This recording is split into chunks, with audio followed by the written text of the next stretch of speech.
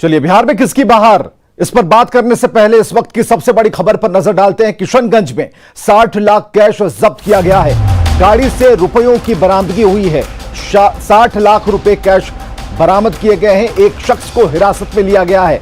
बड़ी खबर इस वक्त की किशनगंज से, जहां 60 लाख कैश जब्त किए गए हैं। बड़ी खबर इस वक्त की, गाड़ी से रुपयों की बरामदगी हुई है। तो चुनाव को लेकर जांच अभियान लगातार जारी है। ऐसे में 60 लाख रुपए किसी गाड़ी से मिलना और उसका कागजातों की जांच फिलहाल चल रही है। जो अधिकारी हैं उन कागजातों को टटोलने की कोशिश कर रहे हैं। जिनकी गाड़ी थे उनसे इसका हिसाब मांगा जा रहा है कि ये रुपए हैं किसके। और अभी तक जो जानकारी मिल पाई है, जिस गाड़ी से रुपयों की बरामदगी हुई है उस गाड़ी को जब्त कर लिया गया, उन पैसों को जब्त कर लिया गया है। आगे की कार्रवाई लगातार जारी है। तो 60 लाख कैश जब्त किए गए हैं। गाड़ी से पैसों की बरामदगी किशनगंज से इस वक्त की बड़ी खबर हम आपको बता रहे हैं। हिरासत में एक शख्स लिया गया है जिससे लगातार पूछताछ चल रही है। पैसे किसके हैं इसकी जांच चल रही है। और रुपयों को हम आपको दिखा रहे हैं। ये 60 लाख कैश जिसकी तस्वीरें हम आपको दिखा रहे हैं, उस गाड़ी वाले से पूछताछ हो रही है जिसकी गिरफ्तारी हुई है। और यह जानने की पुलिस और तमाम एजेंसियां कोशिश कर रही हैं कि आखिर ये पैसे किसके लिए थे, कहां जा रहे थे और इससे जुड़े हुए कोई कागजात, कोई पेपर्स हैं तो वो व्यक्ति दिखाए। हालांकि अभी तक ऐसी कोई भी खबर सामने नहीं आई है, ऐसी कोई पुष्टि नहीं हुई है। लेकिन इतना तय है कि 60 लाख रुपयों की बरामदगी हुई है एक गाड़ी से और एक व्यक्ति को हिरासत में लेकर पूछताछ जारी है। अलग अलग रुपया बताए हैं तो झूठ क्यों बोल रहे थे? जैसे पहले 30 लाख, उसके बाद फिर 60 लाख। आप जब उन्होंने बैग खोला ना, आप पूछिए कि मेरे को पता भी नहीं है कितना है। सर तो थे सामने। मैंने आपको कितना रुपया ये भी आपको मालूम नहीं है? सर हम लोग उस लेवल के स्टाफ नहीं है। हम लोग जाके सिर्फ मैनेजर को थमा देते, गाड़ी मैनेजर। तो कैश कितना ले जा रहे हैं ये तो आपको पता होगा ना। तो सिर्फ बोला जाता है लेबर पेमेंट जाके पहुंचा दीजिए, लेबर पेमेंट है, लेबर पेमेंट दीजिए, इतना ही। मैंने आपको बिना गिने पैसा देता है। आप पूछिए सील्ड था कैसे, सील्ड फाड़ने में टाइम लगा कैसे, बैंक से उठाया हुआ पैसा था, सील्ड किया हुआ था। हम लोग को कोई खबर नहीं मिलेगा। बहुत बड़ा खेप पकड़ा गया है और अब जांच का विषय, क्योंकि 60 लाख से लमसम पैसा है। अप्रोक्सीमेटली बंडल को गिनने के बाद पैसे की गिनती अभी बाद में होगी। हमारे सभी जवान स्टेट अलर्ट में हैं। जिला में कई जगह चेक पोस्ट काम कर रही है और आज यहाँ 60 लाख के अप्रोक्स पकड़ा गया है। और मुख्यमंत्री नीतीश कुमार आज 6 चुनावी सभा को संबोधित करेंगे। गोपालगंज के भोरे, जहानाबाद के हुलासगंज, गया के शेरघाटी, टिकारी और बथानी के साथ औरंगाबाद के रफीगंज में नीतीश कुमार की चुनावी सभा है, जहां वो वोट की अपील करेंगे। नीतीश की आज 6 चुनावी सभाएं औरंगाबाद के रफीगंज में प्रचार करेंगे प्रत्याशी के लिए। इसके अलावा गोपालगंज, औरंगाबाद, जहानाबाद और गया में उनकी चुनावी सभा है।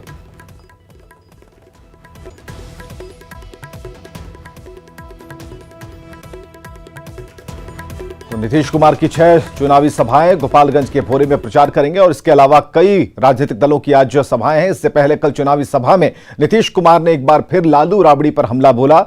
बक्सर और भोजपुर में चुनावी सभा में पहुंचे नीतीश ने कहा कि 2005 के बाद बिहार में बदलाव शुरू हुआ।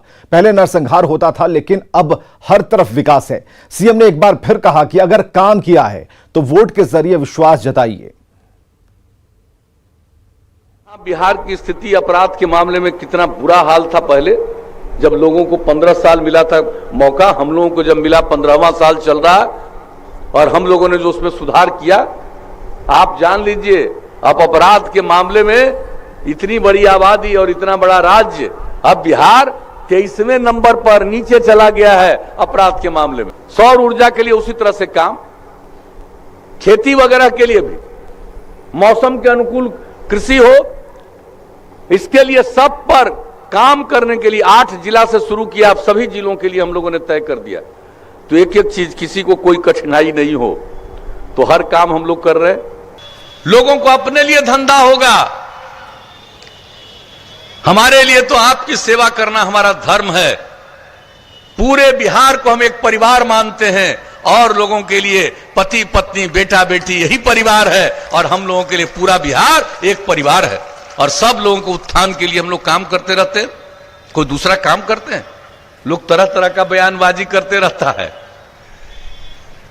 हमको कोई एतराज नहीं है, बयान दो मेरे खिलाफ, प्रचार लो, उससे कोई मतलब नहीं है। हमारी दिलचस्पी प्रचार में नहीं है, हमारी दिलचस्पी काम में है। महागठबंधन के सीएम उम्मीदवार और आरजेडी नेता तेजस्वी यादव भी आज कई चुनावी सभाओं को संबोधित करने वाले हैं। गया और नवादा में तेजस्वी की चुनावी सभाएं हैं। महागठबंधन के उम्मीदवारों के पक्ष में तेजस्वी यादव लगातार चुनावी सभाएं कर रहे हैं। और कल आरजेडी नेता तेजस्वी यादव ने एक बार फिर नीतीश सरकार पर निशाना साधा। तेजस्वी ने 10 लाख बहाली के साथ शिक्षकों के लिए समान काम समान वेतन का वादा किया। तेजस्वी ने कहा कि बेरोजगारी की वजह से बिहार से पलायन हो रहा है और सरकार बनने के बाद बड़े पैमाने पर बहाली होगी। आपका भाई मुख्यमंत्री बनेगा तो पहला कैबिनेट मीटिंग में पहला दस्तखत मुख्यमंत्री रहते हुए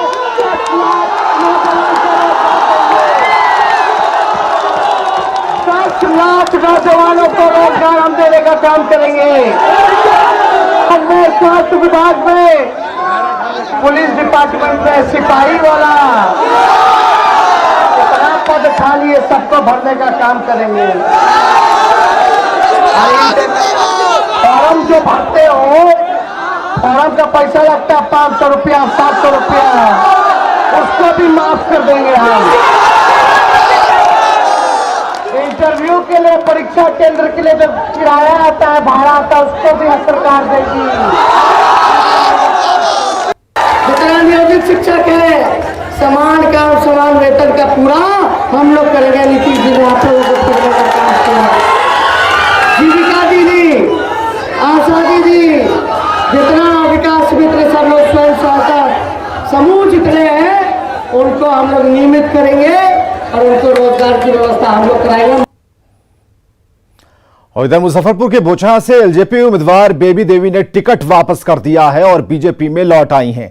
बीजेपी के प्रदेश अध्यक्ष डॉक्टर संजय जायसवाल ने प्रेस कॉन्फ्रेंस कर इसकी जानकारी दी। वहीं बेबी देवी ने कहा कि बीजेपी मेरी मां है और मैं बीजेपी नहीं छोड़ सकती।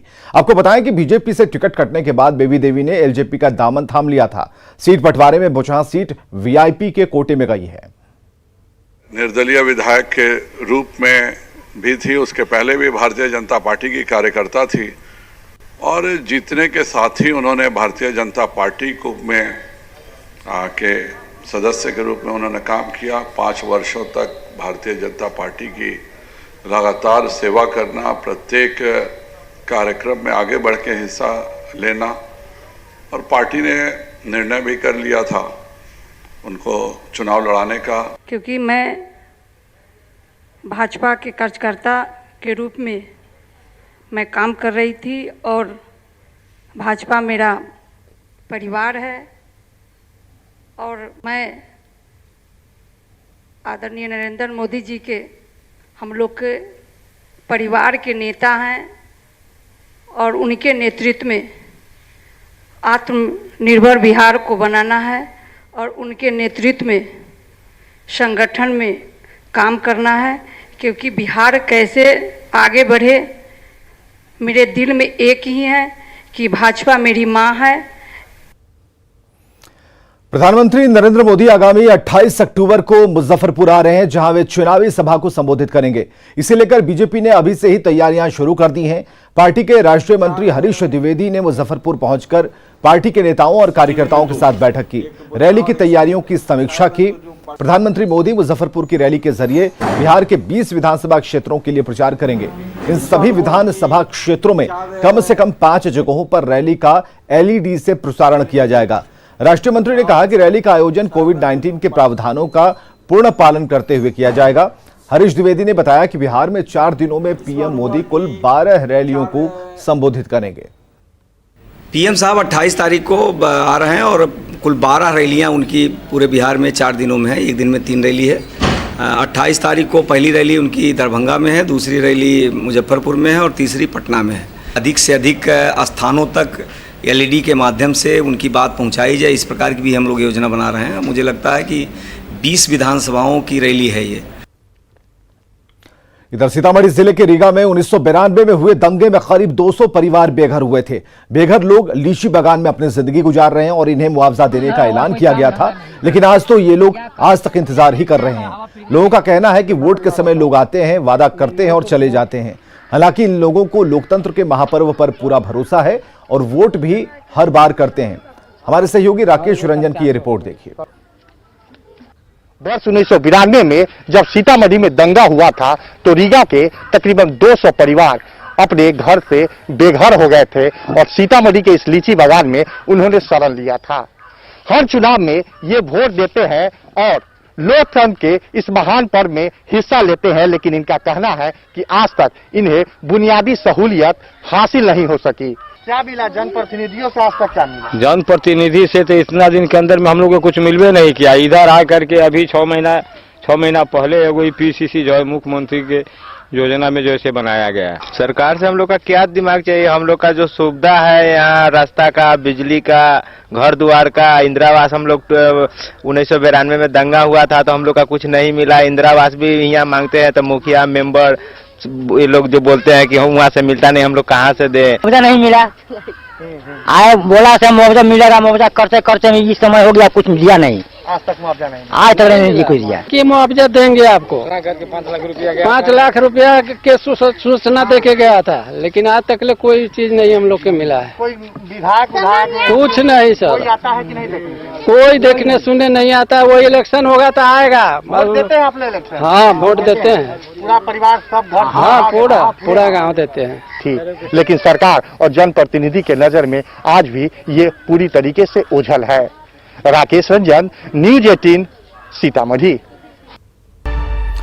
बिहार के शिक्षक इस बार 1 महीने के भीतर 3 वोट करेंगे। शिक्षकों की भूमिका इस चुनाव में महत्वपूर्ण हो गई है। नियोजित से लेकर स्थायी शिक्षकों की माने तो इस बार वैसे उम्मीदवार को वोट करेंगे जो शिक्षकों की लंबित समस्या, वेतन वृद्धि और वेतनमान देने का काम करेंगे। मिलर हाई स्कूल के शिक्षकों से बात की हमारे सहयोगी रजनीश कुमार ने। बिहार में 1 माह के भीतर एक साथ 2 चुनाव होने वाले हैं, विधान परिषद और विधानसभा चुनाव। ऐसे में जो शिक्षक हैं उनकी भूमिका महत्वपूर्ण हो गई है। 1 शिक्षक 3 वोटर। हम शिक्षकों से सीधे बात करेंगे, क्या कहेंगे? आप लोगों की भूमिका जो है काफी महत्वपूर्ण लग रही है। इस महीने में हम लोग की भूमिका निश्चित रूप में महत्वपूर्ण है, क्योंकि विधान परिषद में 2, एक स्नातक और दूसरा शिक्षक और विधानसभा, ये तीनों चुनाव इसी महीने में पड़ेंगे, इसलिए हम लोग की भूमिका तो निश्चित रूप में बढ़ जाती है। हमारी समस्याओं का डायरेक्ट निदान जिनसे होना है उनका चुनाव 22 तारीख को है, शिक्षक निर्वाचन प्रतिनिधि के रूप में। हमारी मुद्दा हमेशा स्पष्ट होता है कि शिक्षकों के हित की बात जो करेंगे उनके लिए हम समर्पित हैं। शिक्षक निर्वाचन क्षेत्र में जब मुझे इतना नज़दीक से मौका ज़्यादा मिलता है, इसलिए पहला तो उन्हीं का नंबर आता है कि वो, क्योंकि हमारे नज़दीक होते हैं हर मुद्दे से, और बाकी जो है इनके द्वारा हम अपने बात को फिर सरकार के पास रखते हैं। लंबित समस्याएं में नियोजित शिक्षकों की समस्याएं हैं, हम लोगों की भी कुछ समस्याएं हैं, तो आशा है कि आने वाले प्रतिनिधियों पर ध्यान देंगे।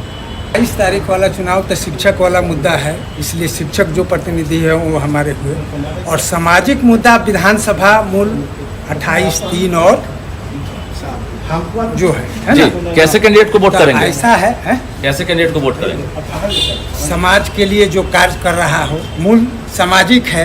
यानी एक साथ शिक्षक जो है 3 वोट करेंगे, पहले स्नातक, फिर शिक्षक, उसके बाद फिर विधानसभा। जाहिर है उम्मीदें हैं और उल्लास भी। रजनीश कुमार, न्यूज 18, पटना। और अगली खबर है मुंगेर से, जहां के हथियार तस्करों का सेफ जोन पीर पहाड़ी बन गया है। यहां तस्कर अवैध तरीके से हथियार बनाकर इन दिनों यहीं छुपाते हैं। इसका खुलासा उस वक्त हुआ जब मुंगेर एसपी ने पीर पहाड़ी के खंडहर में छापेमारी की और 10 से ज्यादा निर्मित और अर्धनिर्मित पिस्टल जब्त किए। एसपी लिपि सिंह ने बताया कि तस्कर यहां रखे हथियारों को बेचने की फिराक में थे, तभी गुप्त सूचना के आधार पर छापेमारी हुई और जब्त किया गया इन हथियारों को। फिलहाल पुलिस तस्करों की गिरफ्तारी को लेकर छापेमारी कर रही है। पहाड़ी में जिला सूचना इकाई और इनपुट मिला कि वहाँ पर कुछ हथियार तस्कर या फिर काफ़ी मात्रा में हथियार छुपाने की सूचना थी। उसके बाद टीम का गठन किया गया, वहाँ पे रेड की गई और अभी भी रेड जारी है। वहाँ पे एक डिलैपिडेटेड बिल्डिंग है और उसमें हथियार तस्करों ने और जो बनाते हैं उसको बड़े ही सलीके से माउंट्स वगैरह में छुपा रखा था। हम लोगों ने DSMD और डॉग स्क्वाड को भी बुला रखा है और अभी उसको बड़े पैमाने पे खंगाला जा रहा है। फिलहाल हम लोग को 11 देसी पिस्तौल वहाँ से भी बरामद हुए हैं। और खबरें लगातार जारी हैं, बने रहिए हमारे साथ।